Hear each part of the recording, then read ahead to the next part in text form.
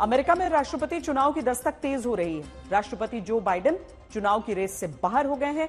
Biden सबसे देर में अपनी दावेदारी वापस लेने वाले नेता बन गए हैं। जो बाइडेन ने कहा था कि अगर भगवान नीचे आकर कहेंगे तब जिद छोड़ूंगा। अब सवाल यह है कि ऐसा क्या हो गया कि जो बाइडेन अपनी दावेदारी वापस लेने को राजी हो गए। सवाल कमला हैरिस को लेकर भी है और वो ये है कि क्या वो डोनाल्ड ट्रंप को टक्कर दे पाएंगी। बार बार चुनाव लड़ने का ऐलान करने वाले जो बाइडेन आखिर पीछे कैसे हटे? किसने जो बाइडेन को राष्ट्रपति पद की उम्मीदवारी छोड़ने के लिए मनाया?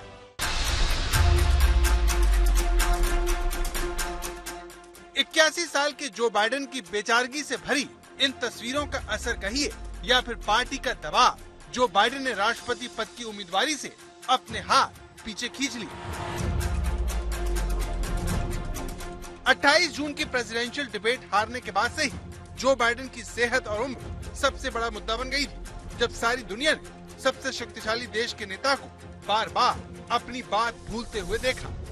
इस डिबेट ने दोबारा अमेरिकी राष्ट्रपति बनने का जो बाइडेन का सपना चकनाचूर कर दिया और उन्हीं की पार्टी में इस बात को लेकर बहस तेज हो गई कि क्या जो बाइडेन पर दोबारा दांव लगाना सही होगा। इस बहस के महीने भर के अंदर ही पार्टी ने जो बाइडेन को राष्ट्रपति पद की दौड़ से खुद को बाहर करने के लिए मना लिया। चुनाव से करीब 100 दिन पहले बाइडेन ने रविवार रात 11 बजे सोशल मीडिया पर चिट्ठी जारी कर अपने फैसले का ऐलान किया। उन्होंने लिखा, राष्ट्रपति के रूप में आपकी सेवा करना मेरे जीवन का सबसे बड़ा सम्मान रहा और मेरा इरादा जहां फिर से चुनाव लड़ने का है, वहीं मेरा मानना है कि मेरी पार्टी और देश के सर्वोत्तम हित में है कि मैं अपनी दावेदारी छोड़ दूं और अपने बाकी के कार्यकाल में राष्ट्रपति के रूप में अपने कर्तव्यों को पूरा करने पर ध्यान दूं। मैं इस हफ्ते के अंत में राष्ट्र से अपने निर्णय के बारे में अधिक विस्तार से बात करूंगा। डोनाल्ड ट्रंप के खिलाफ बाइडेन को शुरुआत से कमजोर माना जा रहा था। सारी बहस बाइडेन की सेहत पर हो रही थी, जिसके लगातार बिगड़ने की तस्वीरें डेमोक्रेटिक पार्टी के समर्थकों का हौसला तोड़ रही थी। जैसे तस्वीर जिसमें जो बाइडेन एक महिला को अपनी पत्नी समझ लेते हैं। बाइडेन के हाव भाव से लगता है कि वो इस महिला को अपनी पत्नी मानकर बात कर रहे हैं। इस बात पर मुहर बाइडेन की पत्नी ने लगाई, जिन्होंने दौड़कर आखिरी पल में अपने पति को शर्मसार होने से बचाया। यही बातें बाइडेन के खिलाफ जा रही थी और ट्रंप उनका मजाक उड़ाकर अपना प्रचार कर रहे थे। इसलिए बाइडेन के रेस से हटते ही डोनाल्ड ट्रंप ने उनका मजाक उड़ाते हुए सोशल मीडिया पर लिखा, कुटिल बाइडेन हमारे देश के इतिहास में अब तक के सबसे खराब राष्ट्रपति हैं। उन्होंने हमारे देश को बर्बाद करने की हर संभव कोशिश की है। वो शुरू से ही सेवा करने के योग्य नहीं थे। ट्रंप ने बाइडेन पर तंज कसते हुए ये भी लिखा कि अभी खेल खत्म नहीं हुआ है, क्योंकि कल कुटिल जो बाइडेन जाग उठेंगे और कहेंगे कि मैं भूल गया था, मैंने अपना नाम वापस ले लिया है। अब सवाल है कि जो बाइडेन को किसने मनाया, जिसके बाद उन्होंने कमला हैरिस के नाम का समर्थन करते हुए एक्स पर लिखा, आज मैं कमला को इस साल हमारी पार्टी की उम्मीदवार बनाने के लिए अपना पूरा समर्थन देना चाहता हूं। अमेरिकी चुनाव से जुड़े हर सर्वे में ट्रंप बाइडेन पर भारी दिखे। जानलेवा हमले के बाद ट्रंप की लोकप्रियता में भी काफी उछाल आया। इसलिए अब कमला हैरिस को लेकर भी सवाल है और वो ये कि क्या वो डोनाल्ड ट्रंप को टक्कर दे पाएंगी, क्योंकि अमेरिकी राष्ट्रपति पद के चुनाव में करीब 100 दिन बचे हैं। ऐसे में भारत से 4 गुना बड़े अमेरिका में इतने कम वक्त में कमला हैरिस अपनी बात जनता तक कैसे पहुंचा पाएंगी, ये एक बड़ा सवाल है।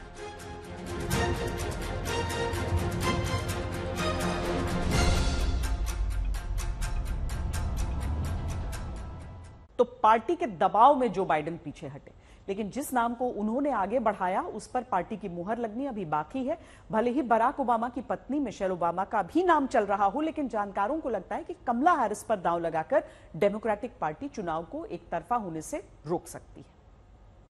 I, Joseph Robinette Biden Jr., do solemnly swear. I, Joseph Robinette Biden Jr., do solemnly swear. That I will faithfully execute. That I will faithfully execute. The office of President of the United States. The office of President of the United States.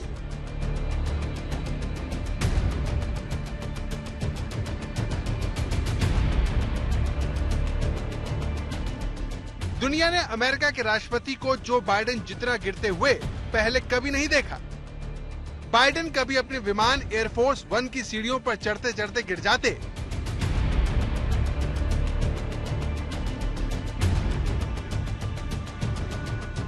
तो कभी सीढ़ियां उतरते हुए लड़खड़ा जाते। हाल ही में Italy में हुए G7 सम्मेलन में तो बाकी नेताओं को एक तरफ छोड़कर वो भटक गए और इटली की पीएम को उन्हें खींचकर वापस लाना पड़ा। ये देखिए।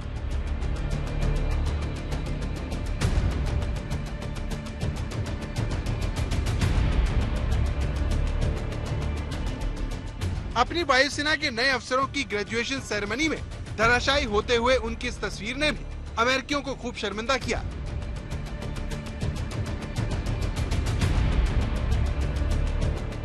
हद तो तब हो गई जब उन्होंने यूक्रेन के राष्ट्रपति जेलेंस्की को पुतिन कह दिया। हालांकि बाद में उन्होंने अपनी गलती सुधारी, लेकिन तब तक नुकसान हो चुका था। माना जा रहा है कि डेमोक्रेटिक पार्टी के सब्र का बांध इस तस्वीर से टूटा जब सारी दुनिया ने अमेरिकी राष्ट्रपति को गाड़ी में बैठने के लिए भी सहारे का मोहताज देखा। लेकिन जब डेमोक्रेटिक पार्टी को ये लग गया कि ट्रम्प से हार उसे कांग्रेस और सीनेट में भी महंगी पड़ेगी, तो बाइडेन को मनाकर कमला हैरिस को आगे कर दिया गया। हालांकि कमला हैरिस के नाम पर पार्टी की मोहर लगनी अभी बाकी है। लेकिन सवाल ये कि क्या कमला हैरिस ट्रम्प को हरा सकती हैं? बाइडेन की वजह से जो नौजवान समर्थक डेमोक्रेटिक पार्टी से दूर हुए, उनमें कमला हैरिस दोबारा जोश भर सकती हैं। बंदूक, हिंसा, गर्भपात जैसे मुद्दों पर बेबाकी से बोलने वाली कमला हैरिस युवाओं में खूब लोकप्रिय है। इजराइल और यूक्रेन को लेकर कमला हैरिस का रुख बाइडेन से ज्यादा साफ रहा है।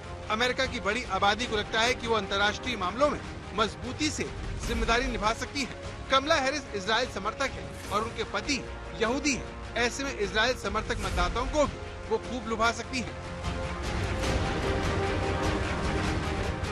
साफ गोई से बोलना कमला हैरिस की बड़ी ताकत है। माना जा रहा है कि कमला हैरिस ही ट्रम्प को उन्हीं की भाषा में जवाब दे सकती है। ब्रिटेन में चुनाव के बाद अब अमेरिका में भी 400 पार की बात हो रही है। ट्रंप समर्थकों की नजर 400 इलेक्टोरल वोट पाने पर लगी। अब अमेरिकी इतिहास में सबसे एक तरफा चुनाव में आखिरी बड़ी जीत साल 1984 में हुई थी, जब रोनाल्ड रीगन ने डेमोक्रेट वॉल्टर मोंडेल के खिलाफ 525 इलेक्टोरल वोट जीते थे और उनके प्रतिद्वंद्वी को केवल 13 इलेक्टोरल वोट मिले थे।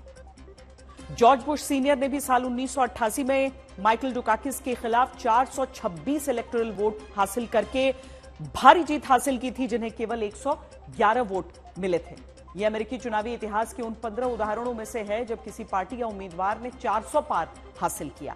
1992 के बाद से किसी भी उम्मीदवार ने 400 इलेक्टोरल वोट को पार नहीं किया। ऐसे में सवाल है, क्या इस बार ऐसा होगा? अमेरिका में आमतौर पर 270 इलेक्टोरल वोट पाने वाला राष्ट्रपति बन जाता है। आमतौर पर 20-20 राज्यों में दोनों पार्टी जीत जाती हैं। ऐसे में बचे 10 राज्यों में से फैसला आता है। अब ट्रंप के आगे चुनौती यह है कि क्या वो डेमोक्रेटिक पार्टी के राज्यों में सेंध लगा पाते हैं।